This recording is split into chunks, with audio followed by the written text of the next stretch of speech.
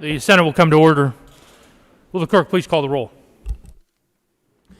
Bridges. Buckner.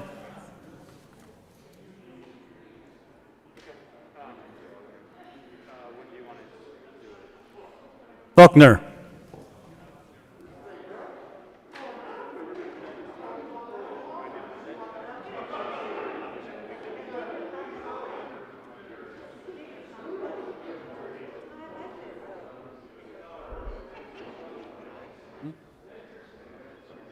Say it one more time. Buckner. Coleman. Cook. Corum. Danielson. Morning. Donovan.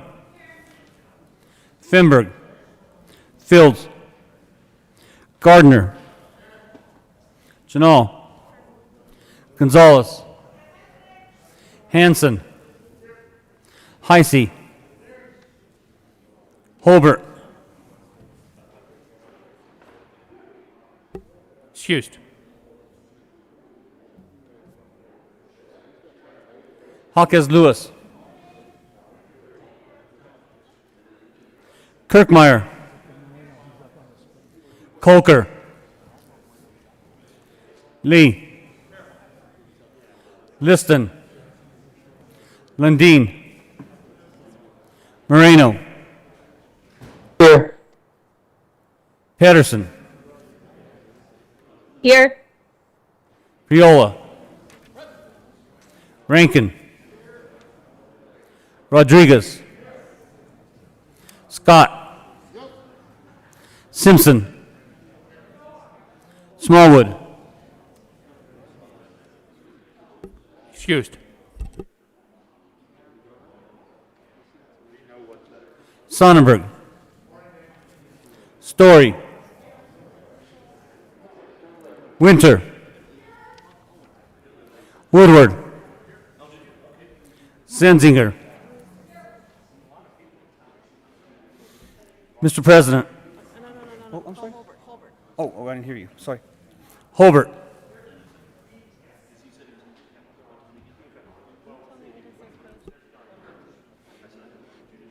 Mr. President. Here. The morning roll call is 34 present, 0 absent, and 1 excused. We have a quorum. Would the good senator from Denver please lead us in the Pledge of Allegiance? Thank you, Mr. President. Members, please join me in saying the pledge. I pledge allegiance to the flag of the United States of America and to the republic for which it stands, one nation, under God, indivisible, with liberty and justice for all. Approval of the journal. Senator Hawkes Lewis.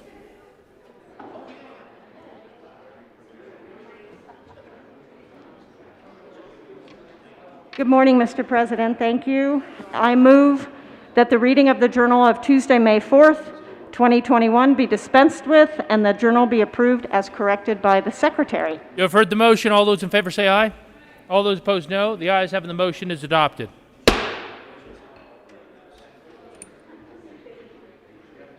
Senate Services.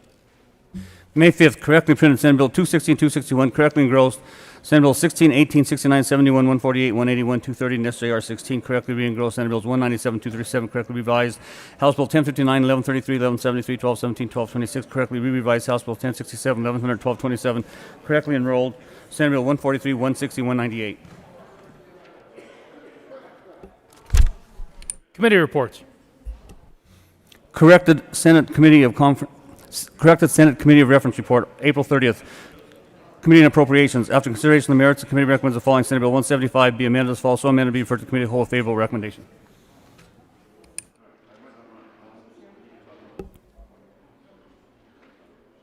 Third reading of bills consent calendar. Will the clerk please read all the bills listed on the third reading of bills consent calendar? House Bill 1173 by Representative Mullica and Gray and Senators Pedersen and Bridges concerning prohibiting higher education institutions from considering legal legacy preferences in the admission process. House Bill 1059 by Representative Geithner and Bradfield and Senators Lundeen concerning protections for students who participate online instruction. House Bill 1226 by Representative Escar and Will and Senators Corum and Donovan concerning additional measures to control aquatic nuisance species and in connection therewith prohibiting a person from refusing to stop at a check station and directing the Division of Parks and Wildlife to report to the General Assembly regarding the implementation of the act.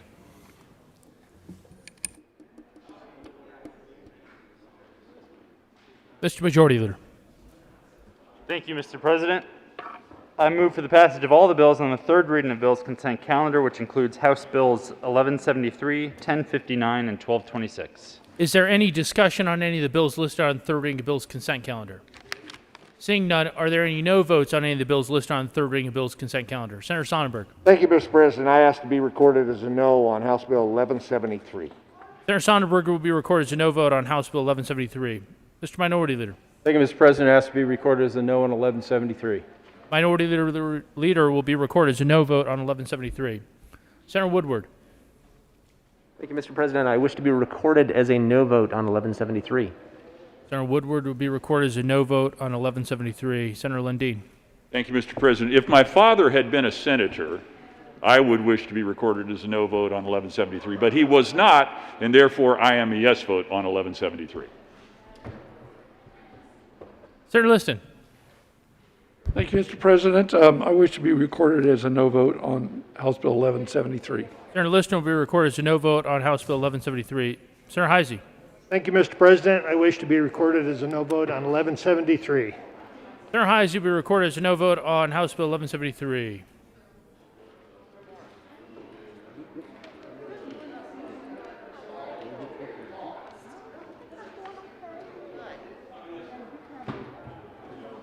With a vote of 29 ayes, 5 no votes, 0 absent, and 1 excuse, House Bill 1173 is passed. Co-sponsors. Senators Gonzalez, Zenzinger, Story, Danielson, Moreno, Buckner.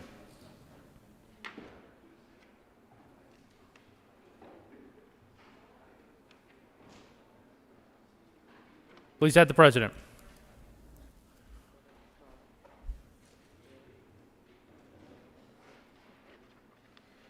With a vote of 34 ayes, 0 noes, 0 absent, and 1 excuse, House Bill 1059 is passed. Co-sponsors. Senators Scott, Simpson, Heisey, Priola, Rankin.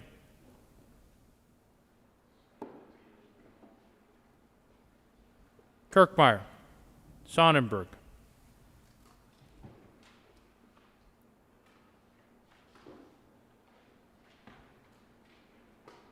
Minority Leader.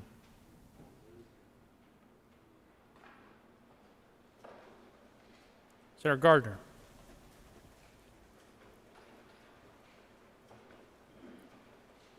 With a vote of 34 ayes, 0 noes, 0 absent, 1 excuse, House Bill 1226 is passed. Co-sponsors.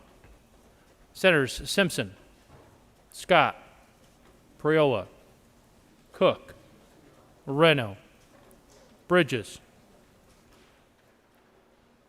Rankin, Hansen, Gardner, Hawkes Lewis. Majority Leader. Woodward, Liston,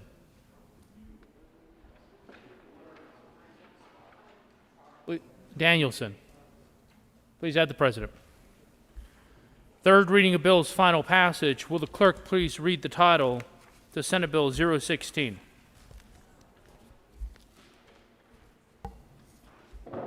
Senate Bill 16 by Senators Pedersen and Moreno and Representatives Escar and Mullica concerning services related to preventive health care and in connection therewith requiring coverage for certain preventive measures, screenings, and treatments that are administered, dispensed, or prescribed by healthcare providers and facilities and making an appropriation. Senator Moreno.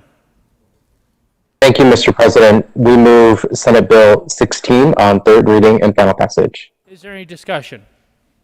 Seeing none, the motion before the body is passage of Senate Bill 016 on third reading and final passage. Are there any no votes? Mr. Minority Leader, Senators Cook, Scott, Simpson, Lundeen, Priola, Gardner, Liston, Kirkmeyer, Quorum, Sonnenberg, Heisey, Woodward, Rankin.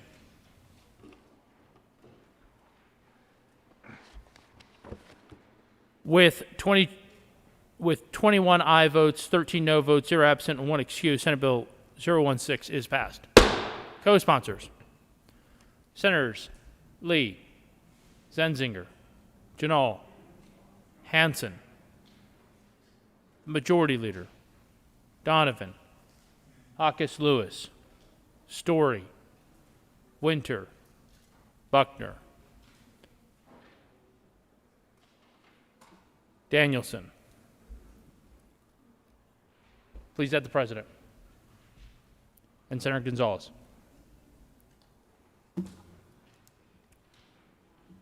Will the clerk please read the title of Senate Bill 069?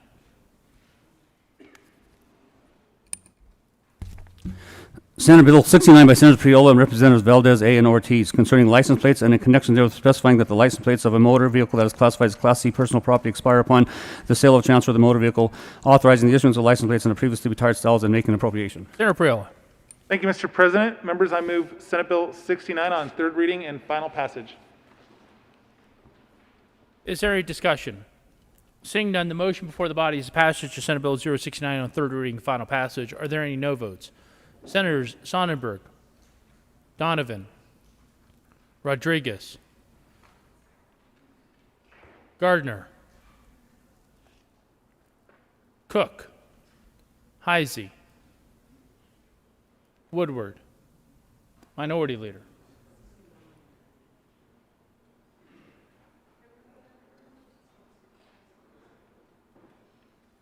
With a vote of 26 ayes, 8 no votes, 0 absent, and 1 excuse, Senate Bill 069 is passed.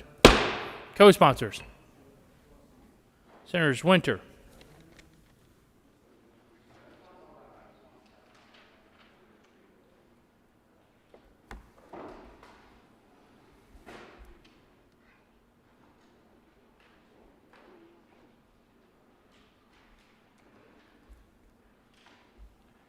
will the clerk please read the title of Senate Bill 071? Senate Bill 71 by Senator Buckner and Representative Doherty concerning measures to limit the detention of juveniles in connection with making and reducing an appropriation. Senator Buckner. Mr. President, I move for the adoption of Senate Bill 20-71 on third reading and final passage. Is there any discussion? Seeing none, the motion before the body is the passage of Senate Bill 071 on third reading and final passage. Are there any no votes? Mr. Minority Leader, Senators Sonnenberg, Lundin, Simpson, Cook, Liston, Kirkmeyer, Woodward, Rankin, Coram, Gardner, Scott, Heisey.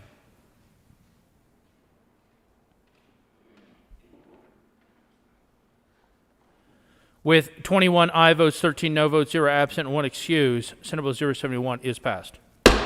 Co-sponsors: Senators Gonzalez, Lee, Zenzinger, Winter, Hansen, Story, Priola, Danielson, Pedersen, Moreno. Majority Leader.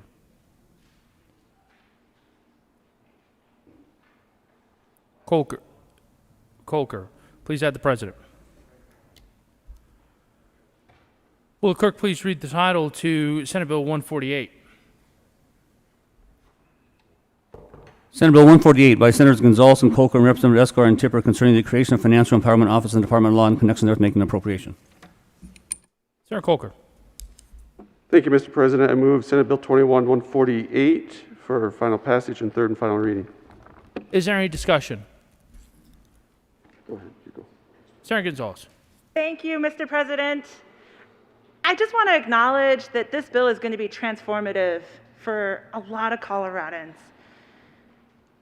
And I know that because there's additional work that needs to happen in order to make sure that folks feel safe and feel comfortable and feel ready to become banked.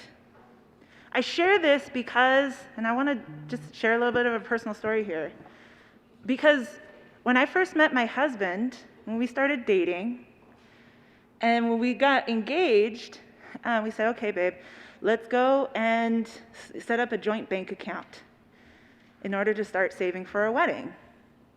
And my husband says, bank account? Because my husband was unbanked. My fiance at the time was unbanked. Every paycheck, he'd go and cash his check at one of those check cashing places that was on his way home. And he was like, why would I go and set up a bank account? Ugh. But because he loves me, and because we were willing to try new things in order to make our relationship work, he went and got a bank account, and we set up a joint wedding savings account. And it's those types of relationships, based on trust, based on rootedness in community, that helps Coloradans feel comfortable in accessing financial institutions in new ways. This bill will build off of those relationships. Folks that are trusted in community. We heard testimony in community from the Roaring Fork Valley, from Southern Colorado, from here in Denver, from Greeley, about the importance of helping people move from being unbanked into being able to access the tools of financial empowerment. And I know firsthand how transformative that can be. And for that reason, colleagues, I ask for an aye vote. Senator Kolker. Thank you, Mr. President. I too ask for an aye vote, and I joined this bill because I believe in what this bill will do, in the principles of financial empowerment, because that's what I do for a living in my day job. I also believe I am the only certified financial planning designate, CFP, in both houses. And I can say unequivocally that financial planners, financial advisors look to work with people to help the financial advisor make a living, especially early in their career. That's why you see so many 22-year-olds right out of college are hired by so many of these firms. So they're not, if they're looking to meet with you and you don't have a lot of money, they're looking to sell you something. That's my experience. The turnover rate is close to 80%. Less than 20% of people who get into financial advising and financial planning will get out of the industry within 2 years. What this bill does, it helps coordinate with the established people and helps coordinate with the community to provide that information and that support, the pro bono work. CFPs provide pro bono work. Our CFP industry does the pro bono work, but it's not promoted as well as it can be through this office, and coordinate it with local government, coordinate with local agencies. So I believe that this bill will have an impact in changing some of the historical generational poverty that we have out there. What generational poverty is access, not having access to loans, not having the knowledge and the information of what you can normally do in banking and in finance. This bill will do that, will help to do that, and help to educate the people all over this state. So I urge an aye vote. Having no further discussion on Senate Bill 148, are there any no votes? Mr. Minority Leader, Senators Lundin, Cook, Gardner, Scott, Kirkmeyer, Liston, Simpson, Heisey, Sonnenberg, Woodward, Coram, Rankin.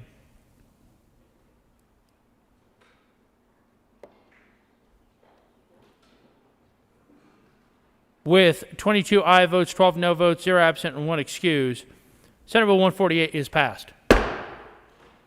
Co-sponsors, Senators Lee, the Majority Leader, Story, Hanson, Winter, Pedersen, Danielson, Moreno, Janal, Zenzinger, Bridges, Buckner, Donovan, Hawkes Lewis. Please add the President.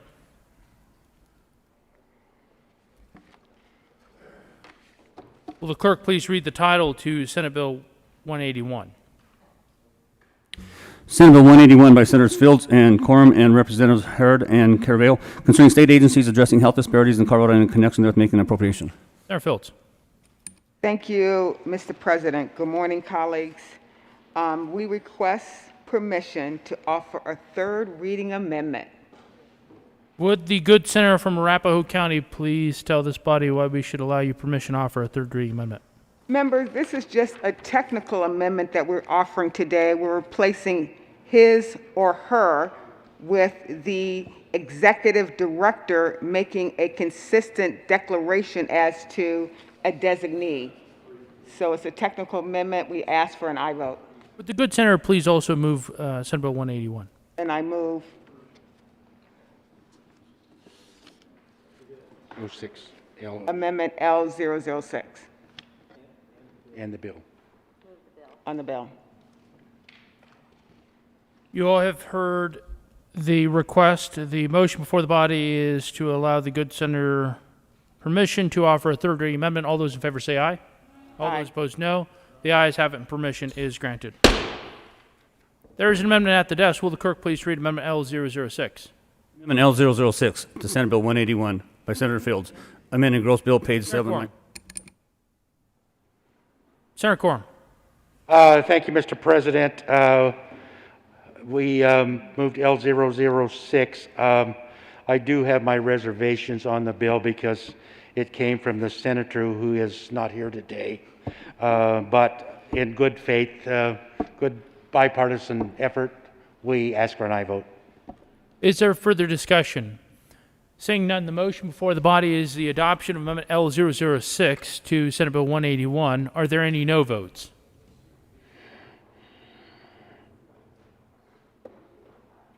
With 34 aye votes, 0 no, 0 absent, 1 excused, Amendment L006 is adopted.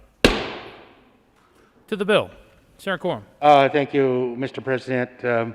Once again, we ask for your aye vote on 181 as amended. Is there any discussion? Seeing none, the motion before the body is the adoption passage of Senate Bill 181. Are there any no votes? Senators Sonnenberg, Mr. Minority Leader, Rankin, Lundin, Liston, Gardner, Woodward, Cook.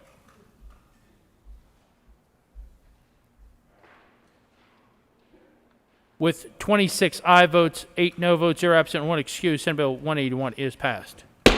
Co-sponsors, Senators Winter, Gonzalez, Janal, Colker, Danielson, Moreno, Hawkes Lewis, Hanson, the Majority Leader, Story, Buckner, Lee, There's a 25-minute speech. Pedersen. Talk Please add the President. revolving loan funds. And Senator Bridges. Will the clerk please read the title of Senate Bill 230? Senate Bill 230 by Senators Hanson and Winter, Representatives Valdez A. and Burnett, concerning a transfer of money from the general fund to the energy fund to finance programs of the Colorado Energy Office. Senator Hanson. Thank you, Mr. President. I move Senate Bill 230 on third reading and final passage. Is there any discussion? Senator Quorum. Thank you, Mr. President. We spoke about this on yesterday a little bit. I don't object to the goal. I do object to the vehicle. I think it is bad policy that when we take a director of one of our state agencies. In this case, it was the Colorado Energy Office, the director. And while as director, puts this plan in motion.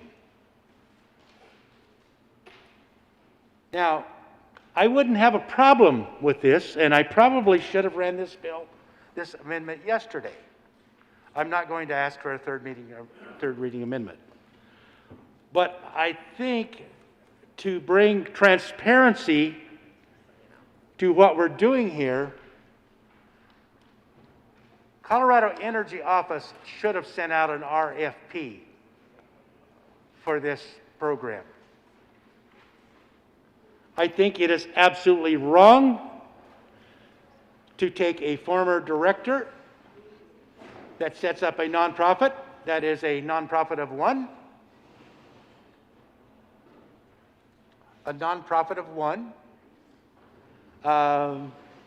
who has not does not have any employees, and we're going to say, here's $40 million. Go play in the sandbox. I think this is incredibly wrong that we're doing it this way. I don't object to the goal. I object to the vehicle. And I apologize to the group because I should have pointed this out yesterday. This is definitely something that should have gone to an RFP rather than just selecting the individual who created the program to say, here is $40 million. Ask for a no vote. Is there further discussion? Senator Hansen. Thank you, Mr. President. I just want to make sure the record is clear on what we're voting on. Unfortunately, I think there's some things that need addressed from the last comments. Very much appreciate this debate. It's a worthy one to have. I think we added additional transparency yesterday, which I feel great about. But first of all, the fund that we're creating is a piece of this bill. It's not the entire bill. It's about $30 million out of the total. The second important thing to keep in mind is that the person that runs the nonprofit was never director of the Energy Office. He worked there previously, but he was never director of the Energy Office. The third thing to consider is that this is a nonprofit that already has experience with this mechanism using federal funds under previous federal legislation. So we have experience doing the thing we're trying to do with this bill, and we think it's appropriate to move quickly because, of course, this is designed as a stimulus package. So existing mechanism, ready to go, get this money out the door as fast as possible, create as many jobs as fast as possible, bring in as much private investment as fast as possible, and we're going to get to see every line item. So I want to leave and finish this debate by hopefully putting to rest this kind of guilty before anything has happened assertion we've heard during this debate. It doesn't make sense. We have a track record here. We have a working mechanism that we are expanding and accelerating. That is what we have been trying to do with many of these stimulus bills and has been a criteria that we've evaluated across this entire package. So with that, I urge your support of Senate Bill 230. Seeing no further discussion, the motion before the body is the adoption of Senate Bill 230 on third reading and final passage. Are there any no votes? Senators Scott, Lundin, the Minority Leader, Simpson, Rankin, Quorum, Kirkmeyer, Heisey, Cook, Gardner, Kolker, Liston, Sonnenberg, Woodward.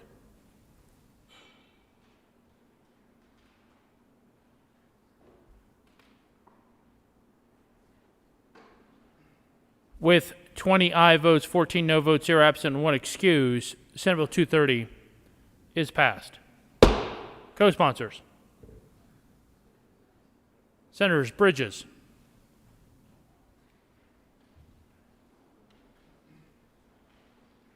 Majority Leader.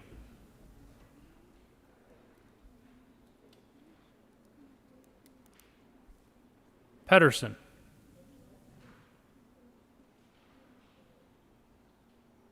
Please add the President. Will the clerk please read the title of Senate Bill 018? Senate Bill 18 by Senator Moreno, Representative Escar, concerning continuing the necessary document program indefinitely and in connection with making an appropriation. Senator Moreno. Thank you, Mr. President. I move Senate Bill 18 on third reading and final passage. Is there any discussion? Seeing none, the motion before the body is the passage of Senate Bill 018 on third reading and final passage. Are there any no votes?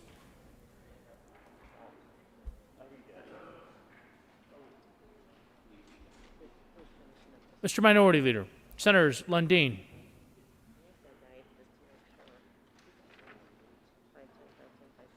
Gardner,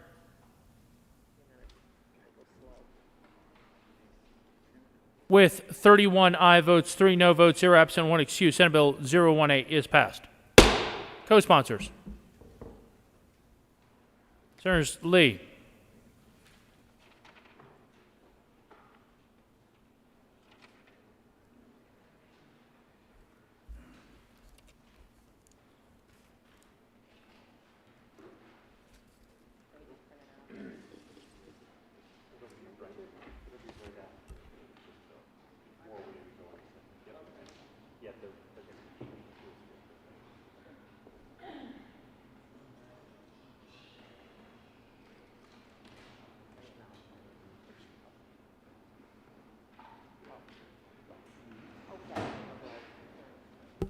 will the clerk please read the title of House Bill 1133?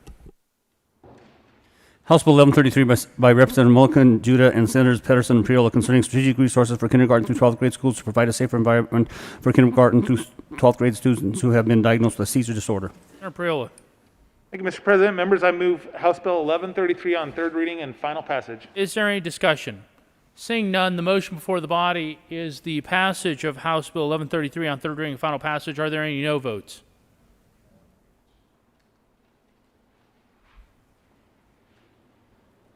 With 34 aye votes, 0 no, 0 absent, and 1 excuse, House Bill 1133 is passed. Co-sponsors. Mr. Minority Leader, Senators Story, Janal, Winter, Gonzalez, Zenzinger, Kirkmeyer.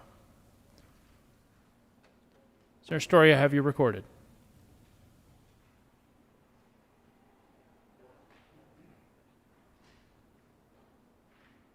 Rodriguez. Senator Winter, I have you recorded. Buckner, Quorum, Danielson, Moreno.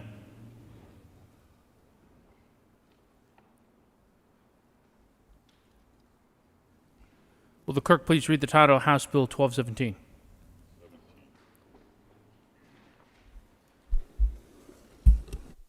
House Bill 1217 by Representative Bockenfield and Bacon and Senators Fields and Lundin concerning active duty military family enrollment in public schools. Senator Fields. Thank you, Mr. President. We move House Bill 1217 on third reading and final passage. Is there any discussion? Seeing none, the motion before the body is passage of House Bill 1217 on third reading and final passage. Are there any no votes?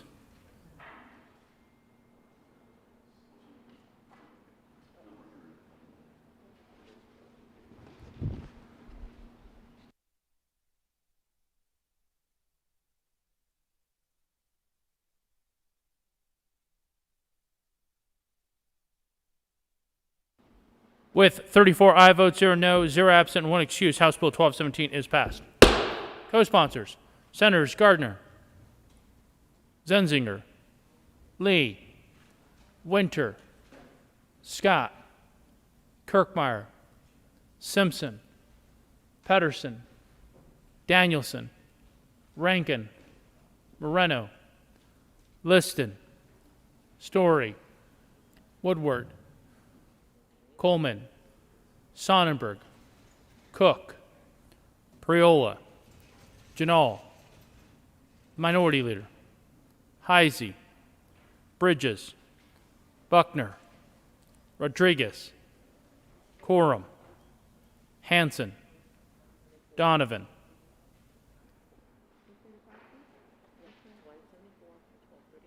Please add the president.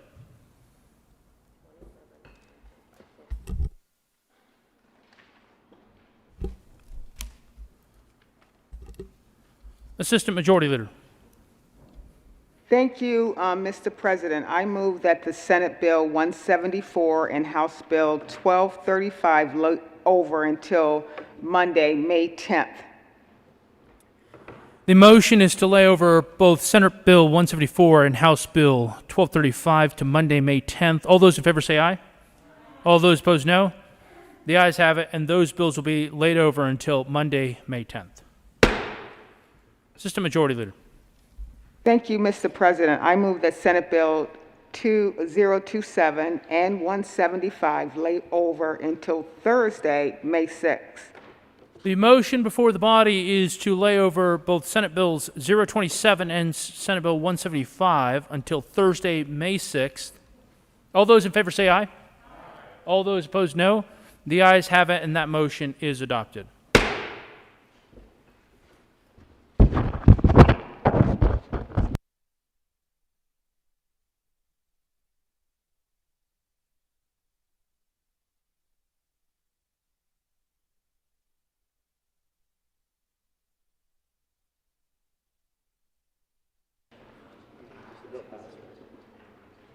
General order, second reading of bills.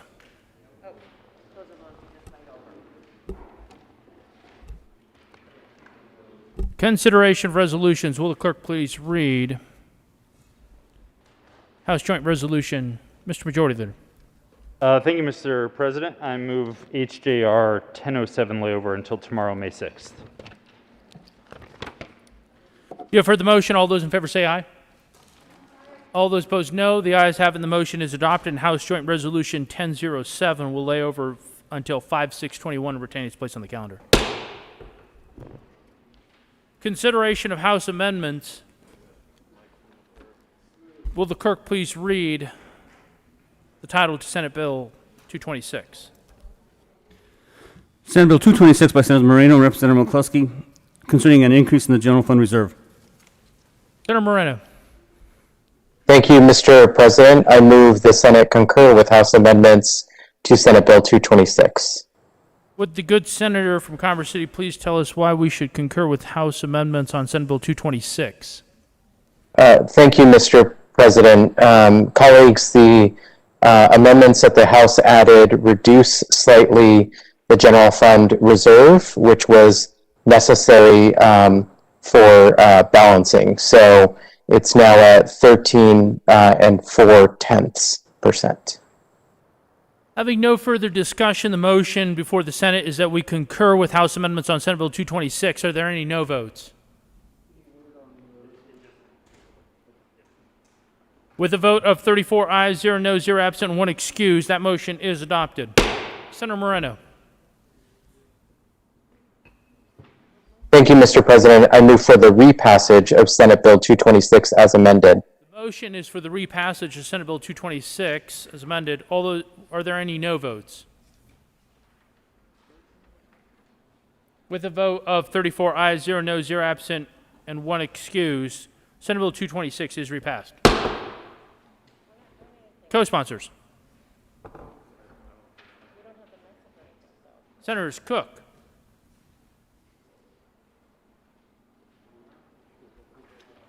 Sonnenberg, Heisey. Co-sponsors on 226.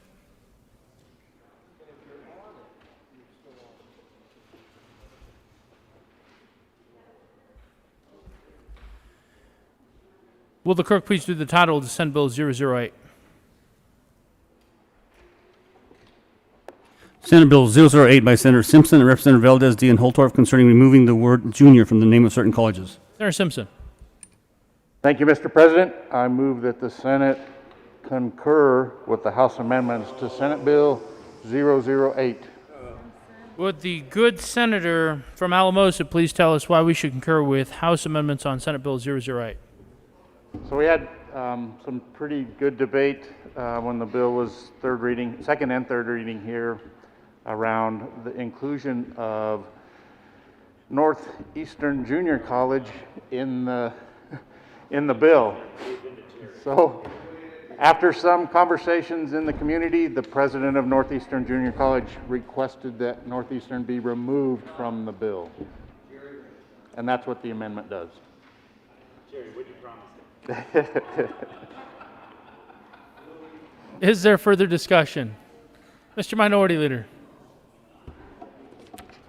Thank you, Mr. President. I share my colleague's motion to concur, but just want to call out your attention on page 2, line 16 of the re-revised version of the bill. The House did add 2 gray squares, and that's good work from our colleagues over in the other chamber. Ask for an aye vote. Having no further discussion, the motion is that the Senate concur with House amendments on Senate Bill 008. Are there any no votes?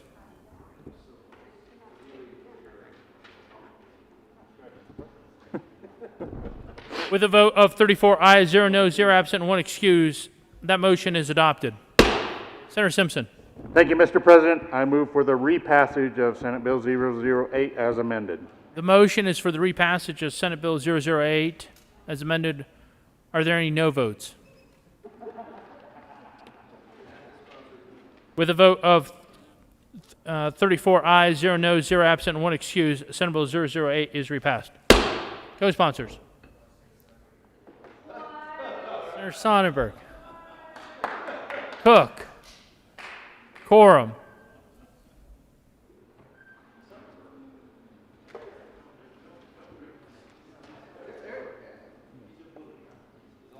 Will the clerk please read the title of the Senate Bill 017? Senate Bill 17 by Senators Heisey and Zenzig and Representatives Larson and Bradfield concerning sexual contact between a student and an educator in violation of public trust. Senator Heisey. Thank you, Mr. President. We move that the Senate reject the House amendments.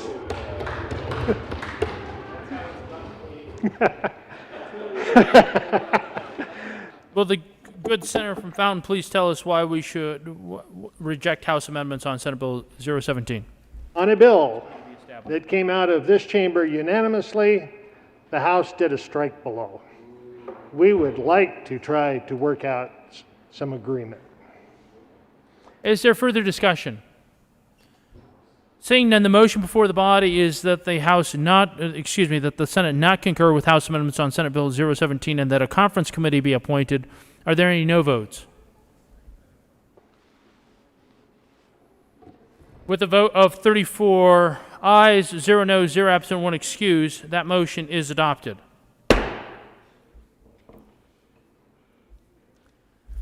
The following senators are appointed on the first conference committee on Senate Bill 017. They are Senator Zenzinger, Chair, Senators Winter and Heisey. Thank you, Mr. President. Consideration of governor's appointments, consent calendar. Will the clerk please read the title? Will the clerk please read the appointments listed on the consent calendar? Members of the Colorado State Fair Authority Board of Commissioners for terms expiring November 1st, 2024. Aaron McCloskey of Breckenridge, Colorado, and unaffiliated from the Western Slope and the 2nd Congressional District, and a member with substantial experience in agriculture in the activities of 4-H clubs. Appointed Nicole Weathers of Yuma, Colorado, Republican from the 4th Congressional District, and a member with substantial experience in agriculture and in the activities of 4-H clubs. Appointed effective immediately for a term expiring November 1st, 2021. Jeffrey Manders of Colorado Springs, Colorado, and unaffiliated from the 5th Congressional District, and a certified public accountant. Reappointed effective immediately for the term expiring November 1st, 2023. Brian Corey Copham of Longmont, Colorado, and unaffiliated from the 4th Congressional District. Reappointed. Mr. Majority Leader. Thank you, Mr. President. I move for the confirmation of all the appointments listed on the consent calendar, which includes members of the Colorado State Fair Authority Board of Commissioners. Is there any discussion? Seeing none, the motion is the confirmation of the appointments listed on the consent calendar. Are there any no votes?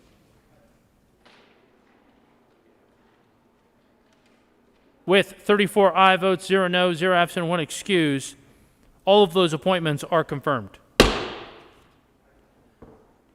Consideration of governor's appointments. Will the clerk please read the appointments listed on the Colorado State Fair Authority Board of Commissioners? Member of the Colorado State Fair Authority Board of Commissioners, effective immediately for a term expiring November 1st, 2023. Miguel Baca Barragan of Denver, Colorado, a Democrat from 1st Congressional District, reappointed.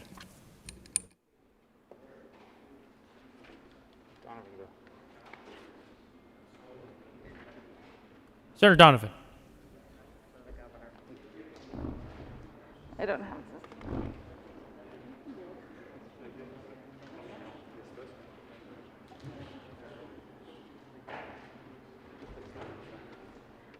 I know, but it's not like.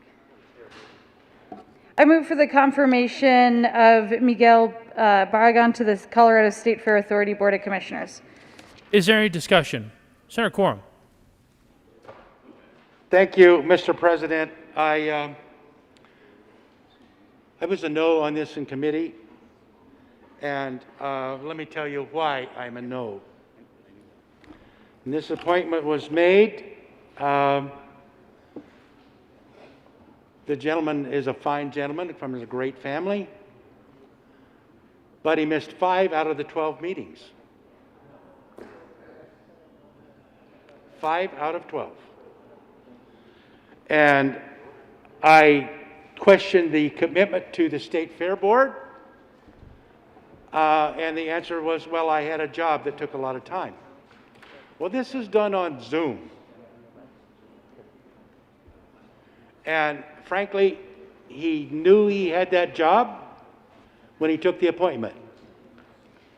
And I think it is poor policy, once again, poor policy for us to rubber stamp these appointments.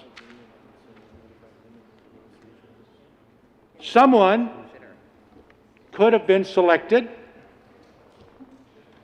that would attend the meetings. I don't believe the person that he replaced, who could have been reappointed, missed 5 meetings in 4 years. And many of those were drive-to meetings. They weren't Zoom. So I want you to think about what we're doing. Do we just say, yes, the first floor says this is what we're doing, and we never question? 5 out of 12 meetings, he did not attend. I ask for a no vote. Is there further discussion?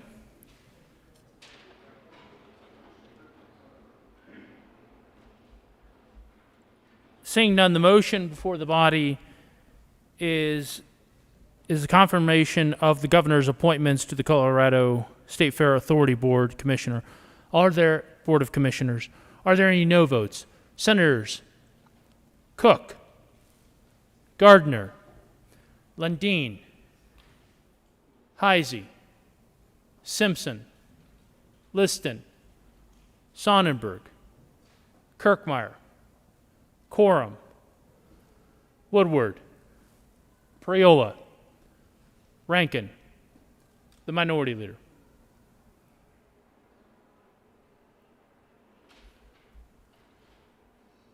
With a vote of 21 ayes, 13 no votes, 0 absent, and 1 excused, that appointment is confirmed.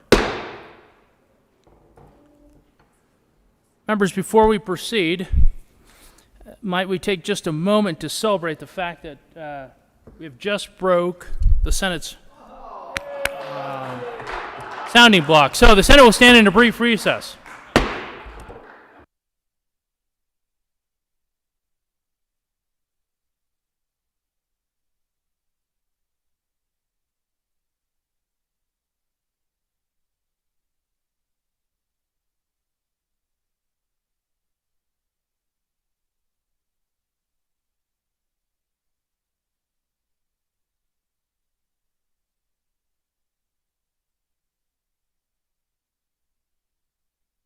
Back to order. Message from the governor.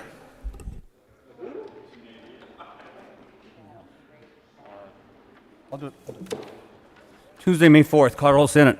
Honorable members of the Colorado Senate, pursuant to the authority vested in the office of the governor of the state of Colorado, I have the honor to inform you that I have approved and filed with the Secretary of State the following acts. Senate Bill 206, Educator Licensure Cash Fund, approved on Tuesday, May 4th at 10:10 a.m. Senate Bill 208, General Fund Transfer to the State Education Fund, approved on Tuesday, May 4th at 10:10 a.m. Senate Bill 211, Adult Dental Benefit, approved on Tuesday, May 4th at 10:10 a.m. Senate Bill 212, primary care payments aligned federal funding, approved on Tuesday, May 4th, 10 a.m. Senate Bill 213, use of increased Medicaid match, approved on Tuesday, May 4th, 10 a.m. Senate Bill 214, state payment hospice providers residential care, approved on Tuesday, May 4th, 10 a.m. Senate Bill 217, market rate study for child care assistance program, approved on Tuesday, May 10th at 10 a.m. Senate Bill 221, projects under wildfire risk mitigation grant program, approved on Tuesday, May 4th at 10 a.m. Message from the House. May 5th, the House has adopted and transmits herewith HJR 1008 as printed in House Journal, May 4th, 2021.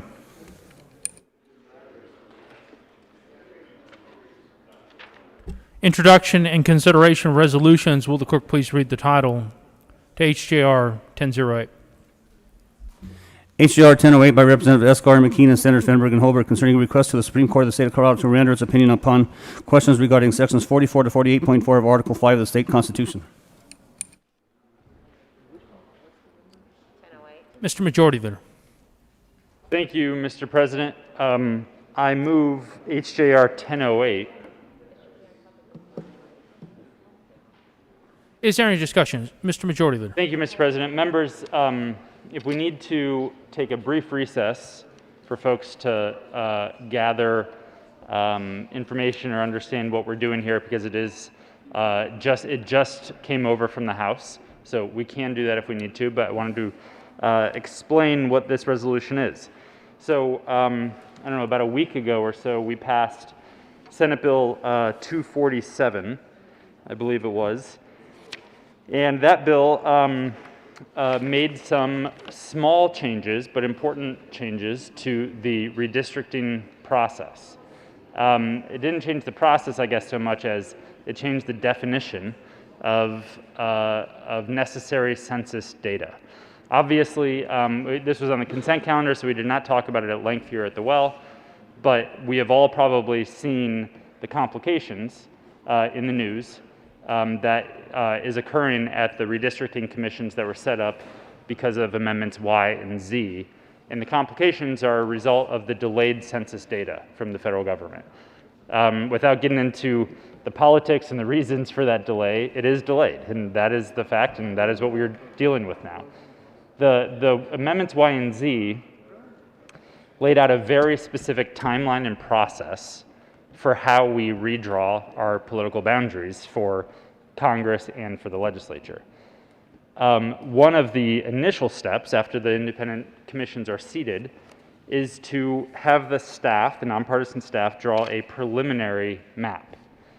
And this is a preliminary map, meaning that it is not a map that would ever get voted on and approved by the commission. It is really meant to do a first attempt at drawing the districts based on the total population, and then essentially shopping that around through a town hall process around the state and getting input and feedback from constituents from every corner of the state. And there's a lot of requirements on the locations of those public meetings and input and things like that. If we were not able to start that process, if nonpartisan staff couldn't draw that preliminary map and do that public outreach that is required by amendments Y and Z until we got the final census data, that probably wouldn't be able to begin until maybe October.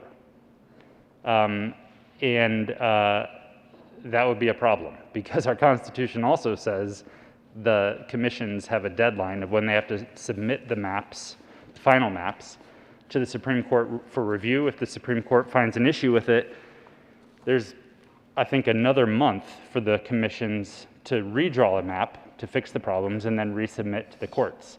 The idea is that we would get these maps done by the end of the calendar year, so then we could have maps and precincts drawn, et cetera, for the 2022 election calendar for primaries, caucuses, and then the general election. So if we did not do this preliminary map drawing until we got the final data from the federal government, we would not meet those deadlines by the end of the year. That then would threaten to derail the entire election calendar for 2022, which is a problem. So this bill, Senate Bill 247, and now this subsequent interrogatory, is essentially asking the Supreme Court if the preliminary map that is used to just gather public input can use estimated data rather than waiting for the final census data. The final census data would still be the data set that goes into the maps that get approved by the commission. This is purely for public input purposes, public participation, etc. This is the basis of this interrogatory, which just passed the House. The second ask of the interrogatory, aside from asking if it's constitutional to use that estimated data in the preliminary plan, is essentially asking if the commission and the courts substantially follow the technical requirements. Is that good enough? Meaning, if a deadline slips here or there by a few days or a week, because there is no other way of getting this done to get maps approved and enacted for the 2022 election, is that substantial compliance, and is that okay? That is the second question of this interrogatory. So we urge your yes vote. I believe both major political parties have weighed in and are comfortable with this. There's been a lot of conversations with the nonpartisan staff, as well as to an extent the commissioners themselves. And I believe this is a path forward that, if the Supreme Court agrees, will get us on a path where we can get these maps approved. We can make sure the public is involved and make sure there's integrity in the process that Amendments Y and Z outlined for us when it was voted on by the voters. Mr. Minority Leader. Thank you, Mr. President. I try not to say such things very often, but I agree with everything he just said. Yes, I do. I also want to thank the Majority Leader because he was one of the prime sponsors of the concurrent resolutions that brought us Y and Z. Yeah, I wasn't. It took a while when those concurrent resolutions were run. It took a while for me to get confident in that process. I agree with my good friend from Sterling too, so a rare day. Why is this joint resolution here today? You know that I'm not a simple country lawyer and I don't have 2 law degrees. I have relied on 3 different attorneys who I trust. One of them is the attorney for our party. One of them is a former Speaker of the House, and one of them is our good friend, the simple country lawyer, who does have 2 law degrees. As soon as I had a copy of this, I sent it out to them and says, are we doing the right thing? Is this good? Why is this here? Well, now I have to venture into legal advice. And I'm not an attorney, but I get some protection talking about proposed legislation while I'm standing here at the mic. Standing, timing. If you look at the resolution, especially if you turn back to pages 6, 7, and 8, it refers to where Senate Bill 21-247 is in the process. My understanding is we can't ask the court to give us an opinion on something that didn't exist, and Senate Bill 247 had to be through the process to that point before we could ask this question. So timing, that's why. And if I'm wrong, any of those 3 attorneys, one of whom sitting in the chamber, please come tell me, because I've wanted to know that all along. I got a call this morning from my state representative, Representative Kim Ransom, and her primary concern was, why now?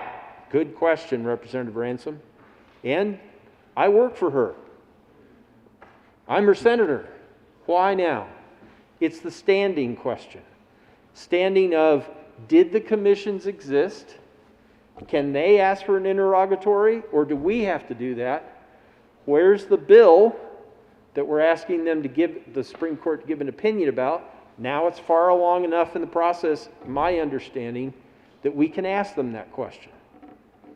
That's why we're here. With the bill and this joint resolution, the questions are, I believe, the questions that we can ask the court. I believe that none of this allows the court to draw a map. which was the fundamental reason I finally said okay to the concurrent resolutions that created Y and Z and why I voted yes on both. So, can we change the dates that are in the Constitution? No.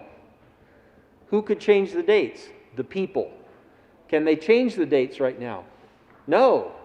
I think it's true they couldn't change dates until November 22. That's too late. A lot too late. The next thing that the executive committee has been dealing with and receiving legal advice from OLLS downstairs, we've asked, are there any dates we could move? No. What could we do? We could allow the commissions to use preliminary data to draw preliminary maps. Would that help them get a little bit ahead, do some work, so that they don't have to wait for final data to do all of the work? So far, the answers have been yes. So that's what the bill does. And a perspective for me, another reason that I signed on I co-sponsored, but I supported the two concurrent resolutions that created Y and Z. The court can't draw the map, and I really like that because, in my opinion, the past two times we've gone through this, 2001, 2011, the court drew the maps, and I don't like that. So could this allow the bill or this request for interrogatories, this joint resolution, allow a court to draw a map? No. That's the legal advice I've received. No. And I started to make the second point. At the end of the process, the only place for the court to weigh in would be to ask someone to ask the question, file a case, file a suit. Supreme Court, did this commission, there's two of them, did this commission follow the constitutional process? And that is in the Constitution. That's the one place the Supreme Court can weigh in. So all along, in discussions in the Executive Committee, when reporters have asked, we don't have any here in the chamber, I've said, right, the only place for the court to weigh in is to answer the question at the end of the process, was the process followed? And if the court decides, no, it wasn't, the only option for the court is to send it back to that commission, one or both, and say, do it according to the process. If the court weighs in outside of the constitutional dates, the deadlines, I think they can at the end. So the fundamental question that I've been asking legal counsel and talking with the majority leader and the other members of the executive committee, I know the court can do that at the end of the process. Could we ask the court to weigh in earlier? And I think that's what we have with this bill, with the bill, and this joint resolution. And if you disagree with that, please let me know. Because if the premise is wrong anywhere, I want to know. Those two concurrent resolutions passed both chambers unanimously. That doesn't happen very often when we're talking about a constitutional change. And the voters approved both significant margins. We want to make sure, and in talking with the legal counsel for the state party, talking with former Speaker McNulty, two people who have been really watching this closely, I think my confidence is this is the next good step given the limited options that we have. I think this is the right thing to do. And again, the fundamental concern that I heard from my representative this morning was, why the timing? And the timing has to do with standing, the creation of the commissions, the advancement, the progress of Senate Bill 247, and now finally we're here. And given all of that careful tiptoeing, you know, I want to applaud the majority leader because I think he's been very measured in how he has approached this and how we have approached it, because I was a prime co on 247, or am. Even with all of that careful timing, we still receive some criticism from one or both of the commissions. We're not trying to step on their toes.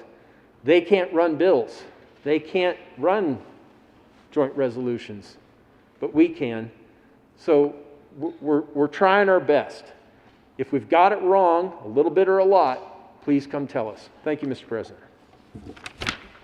Is there further discussion? Senator Gardner. Thank you, Mr. President, colleagues, people of the state of Colorado. I think you know that I have not been a fan of interrogatories,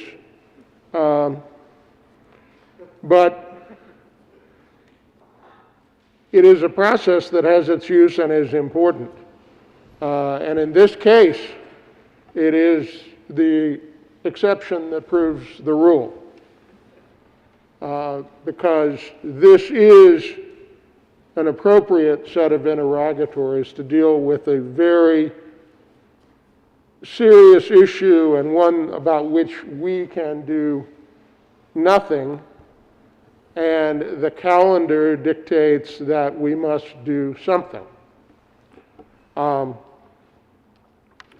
The minority leader did a very good job of describing the dilemma that we are in with the lack of census data and the need for our commissions to move forward. Interestingly enough, this would have been it seems to me, a bigger dilemma 10 years ago,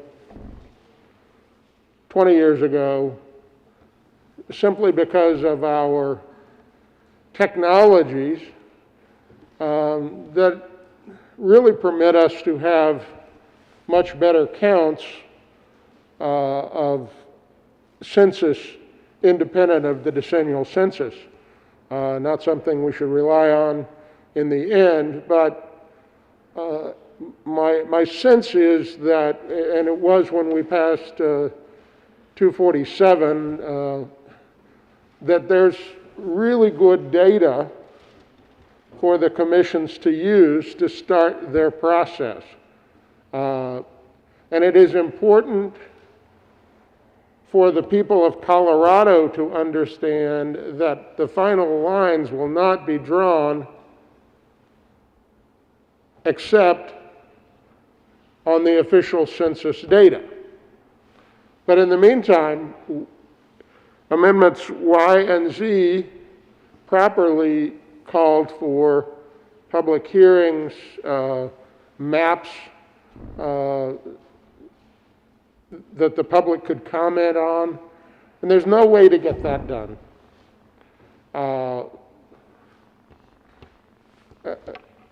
bit of a side comment for those of you who have a lot of confidence in the federal government. We don't have what we need. They were responsible for the product, and we do not have it. So I support this resolution.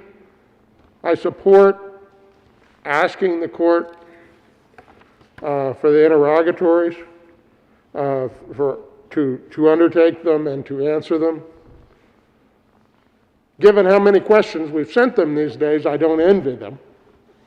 But this is the one that should be sent, or the two, really, there are two questions here, should be sent, and I would encourage an aye vote. Because the consequence, let me mention the consequence. The consequence is that if we cannot do this, and I think the court has to, this is not an easy question for them. It is not an easy question for them, but if we cannot proceed with the redistricting process for congressional districts and state legislative districts, come 2023, January, whatever the date will be for the 74th General Assembly, the people of Colorado may not be represented in the equal manner of one person, one vote that is called for by the Constitution and by legal standards. So I stand in support of this and fully encourage an aye vote, and encourage the court to undertake what is, again, I do not envy them, a very difficult question to determine based on what amendments Y and Z say, can we and should we see our way clear to do this given all of the considerations? It's a question only a lawyer could love. I ask for an aye vote. Mr. Minority Leader. Thank you, Mr. President, and thank you to my colleague from El Paso County, the ranking member of Judiciary and a man who had to go to law school twice. That just means he has 2 degrees, so don't let him fool you. I also wanted to express, if you haven't read the articles, look on, do a news search, look on the old interwebs, and you'll see pretty quickly we're not the only state dealing with this. This is new for us because Y and Z passed, but we are not the only state that has constitutional statutory deadlines. Constitutional deadlines are the important factor for us. But we're not the only state in an awkward position. I also want to ask, maybe there are some who want to point at one or the other, but I think this is a shared reality between the former Trump administration and the current Biden administration. If anyone wants to come and talk about political motive on either end of that, okay.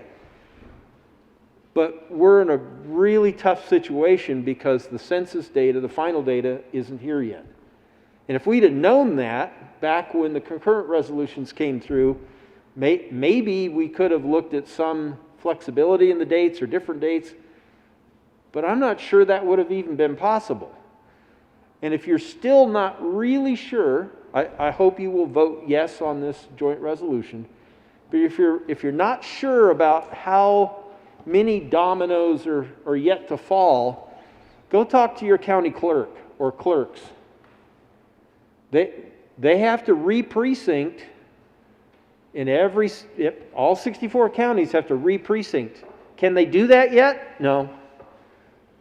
No, they can't. Who's waiting for your county clerk or clerks? I have one, my friend from Sterling, I don't know how many counties he's, and my friend from Alamosa, 16 county clerks. I have one. I can't imagine what it's like hearing from 16 county clerks. What are we going to do? Well, this isn't going to solve problems for them because they have to wait for the final data to be able to do that. But this would help the 2 commissions move forward and ask for an aye vote. Thank you, Mr. President.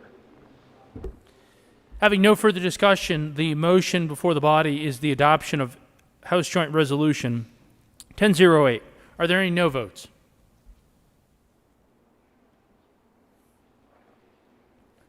With 34 aye votes, 0 noes, 0 absent, and 1 excuse, House Joint Resolution 1008 is passed. Co-sponsors: Senators Gonzalez, Lee, Gardner, Cook, Kirkmeyer, Janal, Kolker, Sonnenberg, Moreno, Winter, Heisey, Priola, Rankin, Zenzinger, Simpson, Story, Liston, Bridges, Lundeen, Hawkins Lewis, Hanson, Buckner. Please have the President.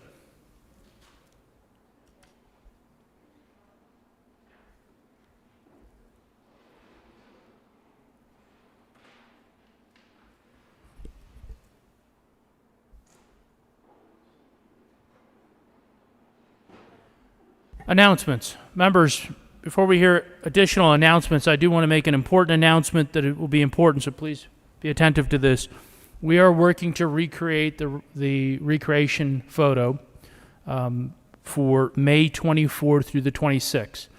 So it would be really, really important when we have the photographer here to recreate this photo off to the side with this class, that you're here May 24th through the 26th, those couple of days, The other thing is the week of the 17th, and you may remember this from a couple years ago, we placed all those flags as they had it in the 20s. So we will work to do that, hopefully, and have that up the week before. And again, try to have that photo May 24th, 25th, or 26th. So do your best to be here so that you are captured in that photo. Announcements, Senator Gonzalez.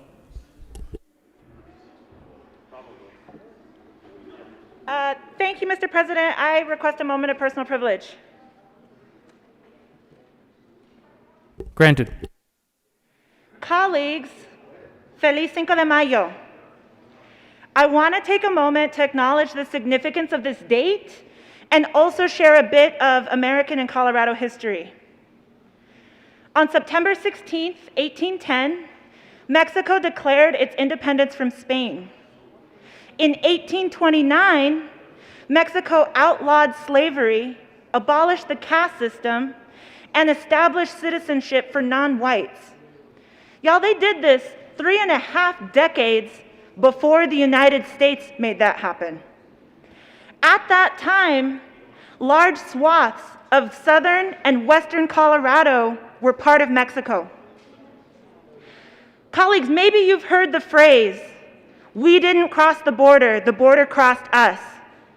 That's the history of my family, who lived in southern Colorado and northern New Mexico since those days. You often hear that phrase because on February 2nd, 1848, when the Treaty of Guadalupe Hidalgo was signed, thereby ending the Mexican-American War, the southern part of Colorado immediately became part of the United States. I have to acknowledge it was a confusing time to be Hispano in the Southwest, and many Hispanos in southern Colorado felt that bitter sting of racism. Senator Gonzalez, I'm sorry, real quick. Members, will you please acknowledge the member who has the floor? If you want to have sidebar conversations, the antechamber is available.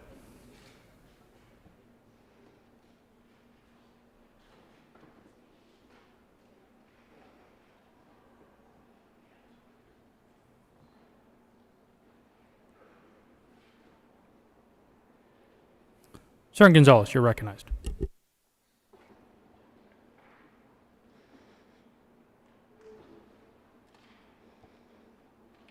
Thank you. Maybe you've heard that phrase, "We didn't cross the border crossed us." That's the history of my family, who lived in southern Colorado and northern New Mexico since those days. You'll often hear that phrase because on February 2nd, 1848, when the Treaty of Guadalupe Hidalgo was signed, thereby ending the Mexican-American War, the southern part of Colorado immediately became part of the United States. It was a confusing time to be Hispano in the Southwest, and many Hispanos in southern Colorado felt that bitter sting of racism. I want to fast forward to the Civil War, and I want to read an article, a few sentences from an article written by Dr. David Hayes Bautista from the Los Angeles Times. The Confederacy had expanded into New Mexico and Arizona and hoped to get all the way to Los Angeles. For tens of thousands of Latinos in the American West, slave territory was moving uncomfortably close. As a result, thousands of Latinos living in the American West joined the Union Army and formed Spanish-speaking cavalry units. Though France didn't take an official side in America's Civil War, sympathetic banks in France were underwriting the Confederate dollar. And Napoleon III of France, knowing the United States was too involved in its own crisis to object, sent troops into Mexico in 1862, seeking to overthrow that country's democratic government, which had abolished slavery 50 years earlier. Napoleon's forces were decisively beaten by the Mexican army at the Battle of Puebla on May 5th, 1862. And they had to withdraw to strongholds along the coast of Mexico. News of that Mexican victory arrived in California around the same time as news of the Union Army's defeat in the 7 Days Battle. Latinos celebrated the good news from Mexico by parading through the streets of towns in California and Nevada, proclaiming their stance both on the American Civil War and on French intervention in Mexico. They opposed slavery, white supremacy, and government by privileged elites in both the United States and in Mexico. They supported freedom, racial equality, and democracy. In those first parades, the revelers carried the United States flag and the Mexican flag side by side. They sang both the Star-Spangled Banner and El Himno Nacional Mexicano. In cities across the American Southwest, both the United States and Mexican flags led the way for those who supported freedom, racial equality, and democratic government. When Abraham Lincoln ran for election in 1864, amid fears that he would be rejected after 4 years of bitter war, Latinos rallied votes for the great emancipator with campaign announcements proudly featuring those two flags. Y'all, Cinco de Mayo was made in America by Latinos who proudly bore the US and Mexican flags to show their support for both the Union and its values, and for the Mexican victory over the French, who sought to undermine those values.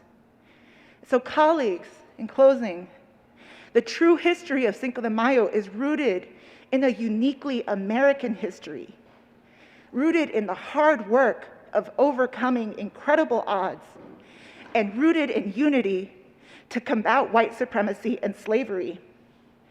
And so today, y'all, if you're gonna have a shot of tequila, if you're gonna eat tacos or throw a grito, like my homegirl and constituent Justine Sandoval says, most of all, remember the strength of our ancestors, the battles that came before us and the battles yet to come.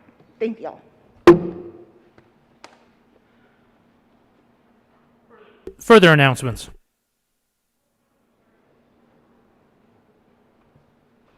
Senator Liston. Thank you, Mr. President. Mr. President, I've checked with the majority leader and the minority leader, and I asked to be excused after 10:30 on Friday. Senator Liston will be excused for Friday as requested. Further announcements. Senator Lee. Thank you, Mr. President. The Judiciary Committee is adding 2 bills to the calendar for Thursday, the 6th, Senate Bill 176, the Power Bill, and 146, measures to improve parole or prison outcomes. They'll be on the calendar tomorrow. Thank you. Senator Story. Thank you, Mr. President. May I have a moment of personal privilege? Granted. Thank you. Colleagues, you may have noticed a mug in your mailbox yesterday from Advocates for Public Education Policy, an organization dedicated to protecting public education. They chose to distribute this gift yesterday because not only is this week National Teacher Appreciation Week, but yesterday was the birthday of Horace Mann, considered to be the father of public education.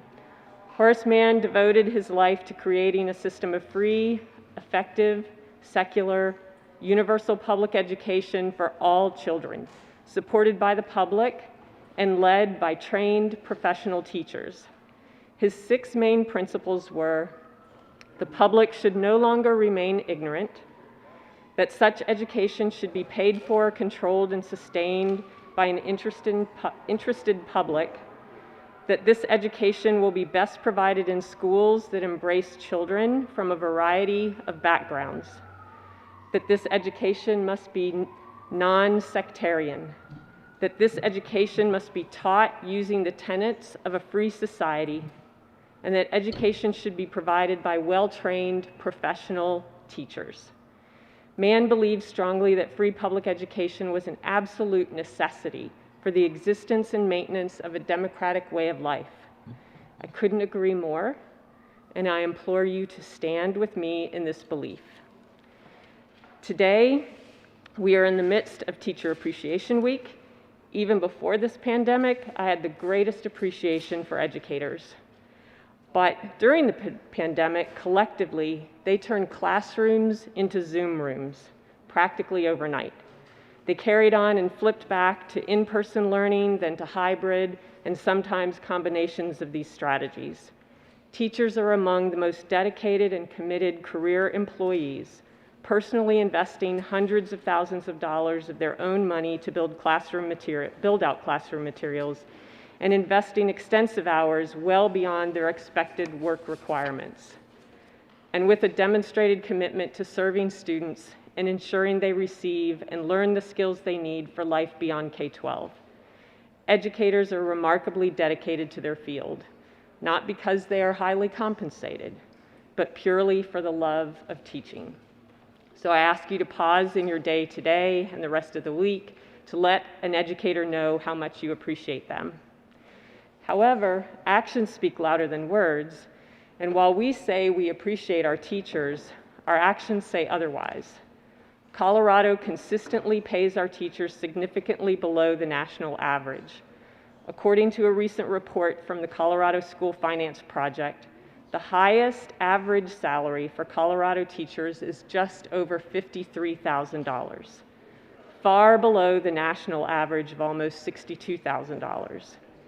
If we increase Colorado educators' pay by almost 20%, they will hit the average highest pay for educators across the country, just the average. We must do better by our teachers. We must pay educators what they're worth. We must do more to ensure they have the resources they need to do the job effectively. And we must listen to them when they ask us to follow the lead of so many other states by ending the use of high-stakes testing for educator evaluations. Yesterday, we passed a bill to make this kind of high-stakes testing optional for our college admissions. So why should we still mandate that student test scores be used to measure teacher success? As Horace Mann said, education, beyond all other devices of human origin, is the great equalizer, the balance wheel of the social machinery. There is no issue more critical than ensuring that every child has access to a properly funded public education with well-trained professional teachers. It is time that we give our K-12 schools the funding they need to give students the tools to thrive as we prepare them to become the workforce of the future and the leaders of tomorrow. Public education truly is the great equalizer, and it's time we treated it and our public educators with the respect and true appreciation that they deserve. So please let the mugs from Advocates for Public Education Policy remind you of the societal value of educators and our responsibility to better invest in public education as the great equalizer.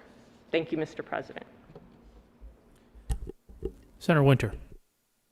Thank you, Mr. President. I just want to invite everyone tomorrow for a celebration out on the balcony from 3 to 5 to celebrate Majority Leader Eskar and her upcoming new baby. We will be having a shower for her on the balcony. Everyone's invited. There will be food and drinks, and I want to especially thank Cindy and the rest of the staff for getting the balcony ready to have a party. And so I hope to see you there tomorrow from 3 to 5. Senator Donovan. Thank you, Mr. President. Colleagues, a couple announcements on Senate Ag. We will meet 15 minutes upon adjournment today.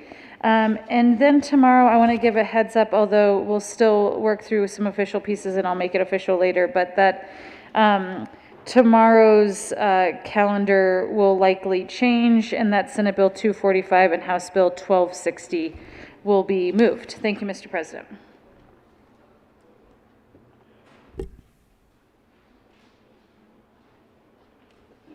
Mr. Majority Leader. Thank you, Mr. President. We do have at least one bill to read across. You do not need to be here for it. Mr. President, I move that the Senate recess until 12 noon today. You have heard the motion. All those in favor say aye. All those opposed no. The ayes have it and the motion is adopted and the Senate will stand in a recess until 1200 hours today.